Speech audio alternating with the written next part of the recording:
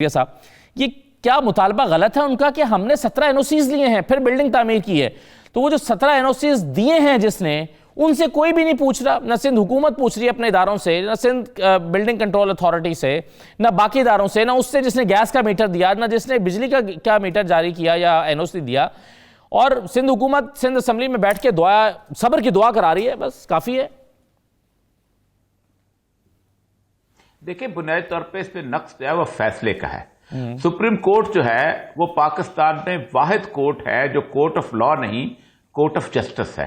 Court of law होती है कि कानून जो आपको बताता है ना, उसके मुताबिक आपने फैसला करना है, जबकि कोर्ट ऑफ जस्टिस वाहिद वो होती है कि कानून में कोई प्रोविजन मौजूद हो या ना हो, आपने लोगों को मुकम्मल इंसाफ फराहम करना है। मैं जरा पढ़ता हूं article 187, Supreme Court shall have powers to issue such directions, orders और decrees as may be necessary, जैसी वो चाहे, for doing complete justice in any case और मैटर पेंडिंग बिफोर इट।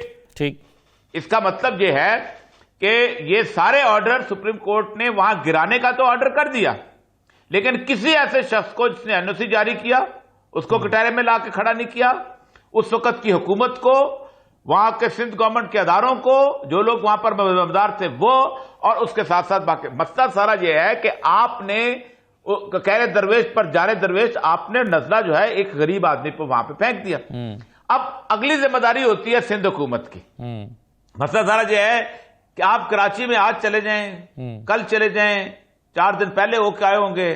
सही। कराची में एक फीलिंग ऑफ एलियनेशन जो है गुज़िश्ता 2 साल से चल रही है। ठीक है, अल्ताफ हुसैन साहब चले गए, अपनी उसमें गुम हो गए, उसके बाद पॉलिटिक्स वहां की बिखर गई, लेकिन उस बिखरी हुई लाश के ऊपर जो है इस वक्त सियासी गिद्ध जो है वो छाए हुए हैं। और कराची का कोई वाली वारिस नहीं, सच्ची बात बताऊं। और वरना ये इस तरह का टावर लाड़काना में गिरा होता जी, नवाबशाह में गिरा होता, सक्खर में गिरा होता। गुजारिश कर रहा हूं जी। औरिया साहब, आप कह रहे हैं कि कोई कंपैरिजन नहीं बनता इसका जो मंदोखेल साहब दे रहे हैं। जी, देखिए, पहली बात है कोई कंपैरिजन नहीं है। एक इंडिविजुअल घर के नक्शे पूरे पाकिस्तान में रेगुलराइज होते हैं, डिफेंस में होते हैं, कैंट में होते हैं, एलडीए में होते हैं, सीडीए में होते हैं, लेकिन रियासत की जमीन के ऊपर जब कब्जा होता है तो पाकिस्तान में किसी को कोई अथॉरिटी नहीं है, कोई अथॉरिटी। मसला सारा सिंध हुकूमत बंद कर दे जी, मंदोखेल साहब का सारा खानदान ठेकेदारियों पे लगा हुआ है पूरे मुल्क में। कौन सा बड़ा मंदोखेल है? मैं जो के सारे मंदोखेलों को जानता हूं, सब ठेकेदारी करते हैं।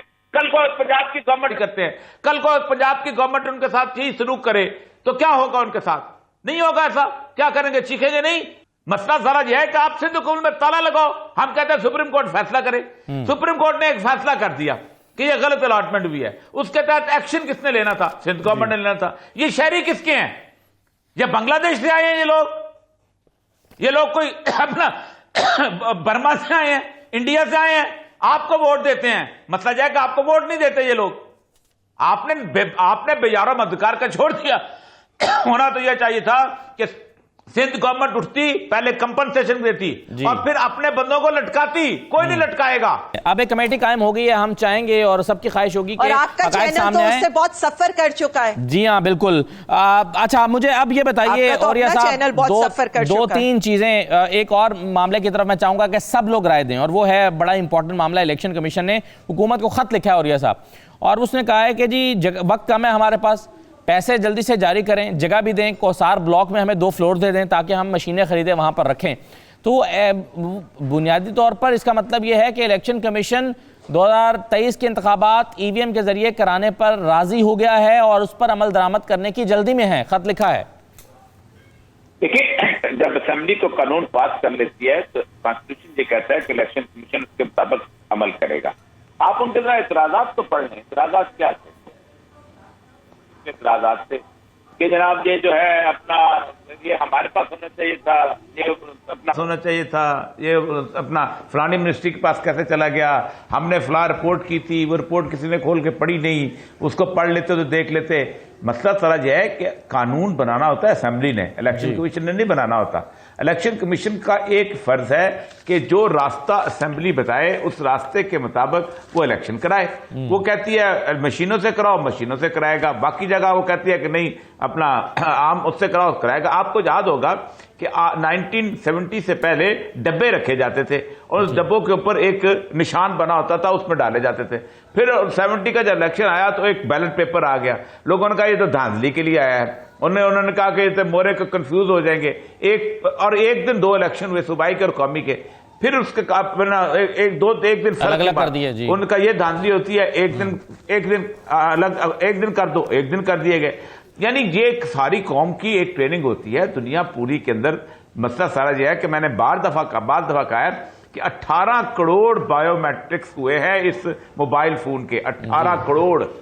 किसी ने कभी कोई कहा कि क्यों हुआ? इतराज नीयत ठीक थी, हो गए। मसला यह है कि मशीन से कुछ नहीं होता जी। और आपके वोटर तो 10 करोड़ हैं, 9.5 करोड़ हैं और 5 करोड़ आते हैं उसके अंदर, जहां 18 करोड़ गलियों मोहल्लों में बायोमेट्रिक मशीनें लोग लेके घूमते फिरते होते। ठीक है। अब अगर बायोमेट्रिक बुरी चीज है, एटीएम से निकाल दो। आपका तो जहाज नहीं चलेंगे, आपके तो बायोमेट्रिक्स ना हो तो आपके तो वीजे नहीं लगेंगे लोगों के। ये सारी चीजें ये क्या है भाई? मसला सारा यह है कि इलेक्शन कमीशन को कहा गया उनको करना चाहिए जी, और जितनी जल्दी कोई इतना मुश्किल काम भी नहीं होता इसको करने के लिए। और हमने बिल्कुल अदालत से रजू कर रहे। देखें, जो बड़ी बड़ी जमहूरियत के चैंपियन मुल्क हैं, बरतानिया ने इस मशीन को कंडेम किया। नहीं वो सही है, ये तो आप कई दफा कह चुके हैं, लेकिन आप अभी तक क्यों शफाफ तरीका नहीं है जी? नहीं, हम देखें, हमने जब ये देखा कि इतने बड़ी बड़ी जमहूरियतें जहां जिन मुल्कों में हैं, वो ये कह रहे हैं कि ये मशीन का तरीका जो राइज किया ये सही नहीं, ये शफाफ नहीं, तो हम पाकिस्तान में इस मशीन को क्यों लाएं? तो चैलेंज इसलिए करें, हम बिल्कुल अदालत में जाएंगे, हम चैलेंज भी करेंगे। हम इसमें ऊपर पूरी पार्टी मुशावरत कर रही है, पूरी पीडीएम के अंदर मुशावरत हो रही है। हम एक आधी पार्टी नहीं है कोई। नहीं, इसमें मुशावरत ये तो बहुत दिन हो गए ना। देखें, इस पे तो अगर इलेक्शन कमीशन ने 8 लाख मशीनों खरीदने के लिए टेंडर जारी कर दिया, हुकूमत पाकिस्तान के पैसे जाया हो गए और प्रोसेस में जाने के बाद उसको रोका गया, तो फिर नुकसान होगा पाकिस्तान का भी। आपको इसमें तो कोई लंबी चौड़ी आपने नहीं, क्या इलेक्शन कमीशन ने टेंडर जारी कर दिए? नहीं, मैं ये कह रहा हूं अगर कर दिया, क्योंकि पैसे मांग लिए ना आज उन्होंने। अगर की बात है ना, उस अगर से पहले हम इंशाल्लाह अदालतों से रिव्यू करेंगे। और एक किस बुनियाद पर जाएंगे और क्लियर कर दूं, क्या कहेंगे? बरतानिया की एक बरतानिया से जो इन्वेस्टिगेशन हुई, एक मियां नवाज शरीफ साहब के खानदान के फर्द के जो अकाउंट से उन्होंने क्लियर किया, ना किसी टीटी के जरिए ट्रांजैक्शन पाकिस्तान से हुई है, ना यहाँ से पाकिस्तान हुई है। नुसरत पाकिस्तान में तो टीटीज आई हैं जी, ये तो उनकी अपनी प्रॉपर्टी ताहिरा साहबा, ये पाकिस्तान में तो टीटीज आई है ना, इसे तो नहीं, आपने बरतानिया की रिपोर्ट पढ़ी है? आपने रिपोर्ट पढ़ी है? मैंने वो रिपोर्ट पढ़ी है, मैं उसकी बात कर रहा हूं। जो नैब का मनी लॉन्ड्रिंग का केस है और जो एफआईआर का केस है, उसमें जितनी डिटेल्स टीटीज की दी गई हैं उससे डिनाई नहीं किया आप लोगों ने अदालत में। मैं अदालत की बात कर रहा हूं। आपने ये नहीं कहा कि ये हमें टीटीज रिसीव नहीं हुई, आपने कहा कि ये टीटीज हमें आई हैं, ये हमारी कंपनी में लोगों ने इन्वेस्ट किया है। नैब के वकील ने कहा नहीं, नैब के आप मेरे खिलाफ 4 लोग अदालत में ले जाए, कोई क्या कर सकता है?